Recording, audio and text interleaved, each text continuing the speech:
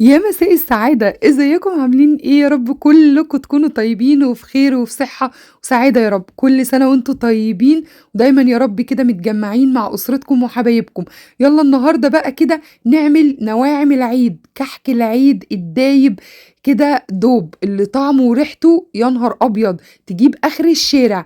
هنعمل شوية كحك وهاقول لِك على كل التريكات وكل أسرار الكحك اللي يخلّيه يطلع معاكِ ناعم كده وطعمه وريحته حكاية والنقشة بتاعته تطلع مضبوطة زي ما تدخل الفرن زي ما تطلع النقشة مش هتروح خالص ولا هتسيح وهيطلع معاكِ مضبوط، لا يفرش بقى ولا يطلع منه الحشوة بتاعتنا ولا كل المشاكل اللي أنتم بتشتكوا منها ديّة. شايفين الكحكة دايبة إزاي وناعمة كده وجميلة والنقشة بتاعتها مضبوطة، بجد تحفة جدًا، جدًا. هاقول لِك بقى على كل الأسرار من بعدها هتبقي أستاذة. هنعمل النهارده الكحك بطريقة أمهاتنا وطريقة أجدادنا اللي ما فيش أحسن ولا أعظم منها، بس ما تنسوش الأول تصلّوا على الرسول ولايك وشير للفيديو وكومنت كده حلو منكم للتشجيع. بُصّوا الكحكاية بتتكلم عن نفسها، الله أكبر!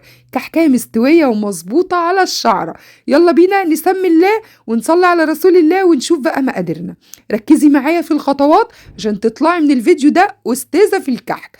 أول حاجة إحنا عايزينها، عايزين كوباية إلا ربع من المَيّة، وده مَج الشاي العادي اللي موجود في كل البيوت، كوباية إلا ربع من المَيّة الدافية عشان الجو دلوقتي ساقع، فالمَيّة عايزينها دافية عشان تسرّع عملية التخمير.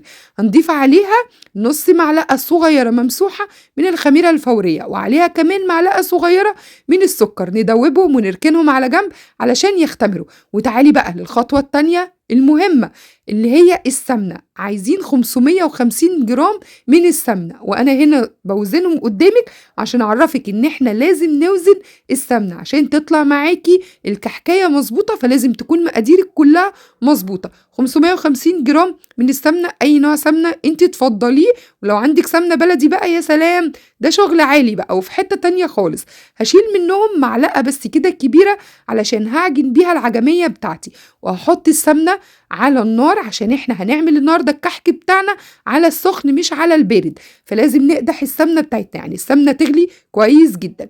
ويالّا بينا بقى نعجن العجمية بتاعتي، وأنا ضِفت هنا عليها مكسرات، لو مش حابة المكسرات تقدري تحطي الملبن كده سادة من غير أي مكسرات أنتِ عايزاها، أو لو أنتِ مش حابة ملبن خالص هتعمليه سادة، ونكورهم بقى كده كِوَر صغيرة ونركنهم على جنب.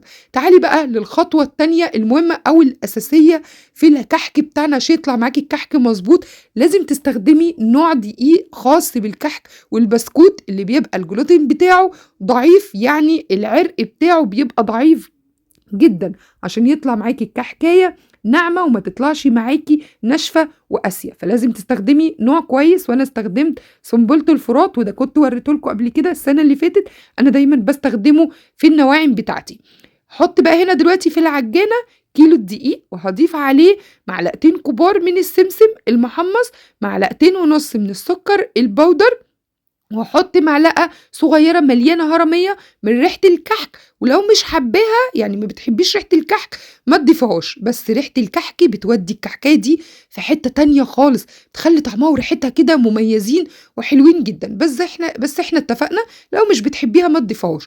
هنضيف عليه كمان ربع معلقة صغيرة من البيكنج باودر، وكمان ربع معلقة من الملح. تمام كده، نقلّب بقى المكونات الجافة بتاعتنا وننزّل كده السلاح بتاعنا اللي إحنا حطيناه اللي هو خاص بالعجن. طب لو ما عندكيش العجّان هتشتغلي بإيديكِ في طبق كده واسع وتحطي كمية الدقيق بتاعتِك والمقادير بتاعتِك وتشتغلي بقى بإيديكِ وتعجني بإيديكِ، لإن أهم حاجة في الكحك بتاعنا وأهم خطوة هي خطوة العجن. لازم تبِسّي العجينة بتاعتِك كويس جدًا، يعني تحطيها ما بين إيديكِ الاتنين وتفضلي كده تمرّري العجين والدقيق بتاعِك ما بين إيديكِ تعجنيه عشان يتشرّب كل المكونات بتاعته ويدّيني أفضل نتيجة. فأنا هنا هاستخدم العجّان، لو ما عندكيش هتستخدمي إيديكِ زي ما قُلنا.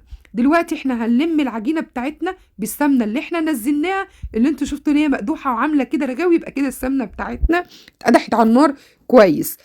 بعد كده نلِم بقى العجينة بتاعتنا كده بالعجّان، شوفوا تاخد كده معايا بتاع 10 دقايق وهي بتعجن العجينة لمِّت خلاص وشربت السمنة بتاعتي. في الأول هتحسّي إن هي كده إيه، ملزّقة، تمام، يعني تمسكيها كده تحسي إن هي لسه ملزقة، فهتقولي بقى إن هي كده إيه، يعني مش مضبوطة ضيف دقيق، لأ ما تضيفيش دقيق خالص، امشي على الخطوات بتاعتِك هيدّيكِ نتيجة مضبوطة. في المرحلة دي هننزل بقى بالخميرة بتاعتنا اللي قُلنا كوباية إلا ربع من المَيّة عليها نُص معلقة من الخميرة الفورية ومعلقة صغيرة من السكر، تمام كده؟ ركّزي في الخطوات يا سِت الكل، الله يبارك لِك عشان تطلع معاكِ كحكاية مضبوطة.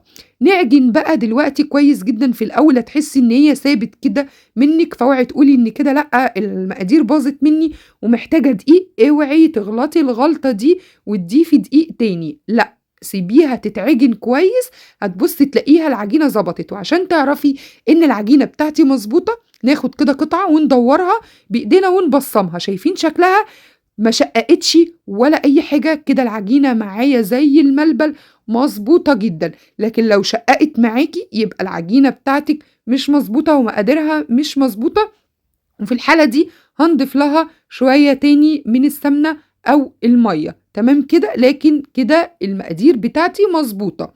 دلوقتي بقى هنا هنقسّم العجينة بتاعتنا، وأهم حاجة هي البصّامات أو الش ال ال القوالب اللي بنشتغل بيها، ودول كانوا 3 أشكال من القوالب، البصّامة والمنقاش والقالب اللي كنا بنشتغل بيه زمان هو والبصّامة. هنبتدي بقى نشتغل بيهم وهاوريكِ كل قالب أو كل شكل بيبقى عامل إزاي. ده كده البصّامة المنقاش، أنا باتلخبط ما بينهم. المنقاش ناخد كده حتّة عجينة بحجم الليمونة الكبيرة وندوّرها ما بين إيدينا ونفتحها ونبتدي ندخّل الحشوة بتاعتنا ونقفّل عليها كويس جدًا بالشكل ده.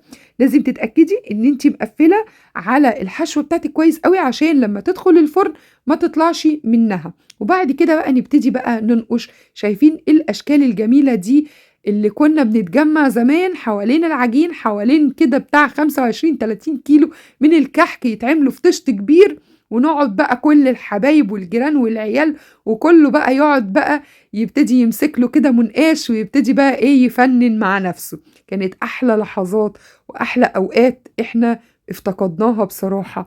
فيالّا بينا بقى نعمل الكحك ده ونجمّع بقى ولادنا. أنا هاعمل كده واحدتين كده قدّامكم عشان أورّيكم الشكل، وبعد كده هاقعد بقى أبتدي بقى أعمل أنا وولادي عشان اللي عايز كده يشترك معايا ويبتدي كده يفنّن ويبدع براحته خالص. دي الأشكال اللي أنا باعملها، وبصراحة أنا أحلى أشكال باحب أعملها اللي هي بالمنقاش، بيطلع شكلها حلو جدًا، أحلى من البصّامة بصراحة، يعني أنا ما ليش في شغل البصّامة، بس بنعمل شوية كده وشوية كده علشان خاطر نرضي كل الأذواق وعشان تشوفوا الأشكال. بناخد كده الكورة ونكورها ونضغط عليها بالبصّامة تطلّع لنا الشكل ده، وده شغل المنقاش. شايفين شكله؟ اللهم بارك، بجد شكله تحفة جدًا، وهاعرّفِك إزاي زي ما بيدخل الفرن زي ما هيطلع تاني زي ما أنتِ شُفتيه كده، شكله مش هيروح خالص ولا هيتغيّر. وده بقى القالب. نحط فيه العجينة بتاعتنا ونبتدي كده نضبّطها وندخّلها جوّه الرسمة ونضغط كده بقى بالزرار اللي من ورا يطلع لنا شكل الوردة دوّة. شايفين إيه هو الشكل ده؟ بس زي ما قُلت لكم بصراحة أنا ما كتّرتش من الأشكال دي عشان أنا باميل أوي لشغل المنقاش، ده اللي بيعجبني بصراحة كده وبيفكّرني بمامتي الله يرحمها لمّا كنت باقعد كده ننقش أنا وهي الكحك، وده بيبقى أحلى شكل بالنسبة لي. دخل بقى الكحك بتاعي الفرن على درجة حرارة 180. الكحك المحشي بيدخل على درجة حرارة تكون عالية، عشان لو دخل على درجة حرارة هادية هينفجر جوّه، لإن ده محشي عجمية، هينفجر جوّه وهيطلع الحشو منّه، فلازم يدخل على درجة حرارة عالية. أمّا الكحك السادة بيدخل على درجة حرارة 170 أو 160 عشان ياخد وقته في التسوية، وكل صاج بنخلّصه بندخّله على طول الفرن، ما بنقعّدهوش وما بيختمرش تاني، ودي خطوة مهمة جدًا. عشان لو اختمر الكحك بتاعِك هيبوظ والنقشة هتروح وهيبقى شكله وطعمه مش مضبوط. شايفين الكحكة شكلها عاملة إزاي؟ أتمنى يكون الفيديو عجبكم واستنوني في فيديو جديد، وكل سنة وأنتم طيبين.